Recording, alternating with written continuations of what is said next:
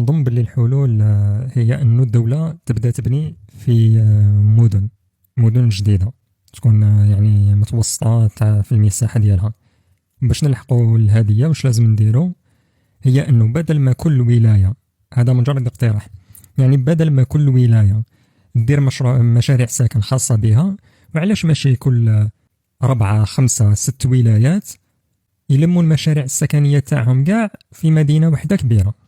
يعني على الأقل أنه مدينة تكون فيها يعني على الأقل 100,000 ساكن، باش نقدروا نقولوا باللي تكون مدينة مليحة، تقدر توفر المناصب تاع العمل، نقدروا نديروا فيها بنية تحتية مليحة، نديروا سبيطارات ملاح إلى آخره. وبدل ما الدولة تقعد تنفق في الميزانية تاعها في مناطق متفرقة، على الأقل هاد الدراهم ننفقوهم في بلاصة واحدة، وننفقوهم في حاجة صحيحة ومتينة اللي راح تدوم لنا مع الوقت. والأمر الثاني هو أنه هذه المدن الجديدة قلنا باللي لازم تتبنى بطريقة عصرية، وكذلك لازم تكون يعني في التخطيط ديالها نظرة مستقبلية، يعني باش نوسعوها إلى آخره نهار اللي يزيد العدد تاع السكان.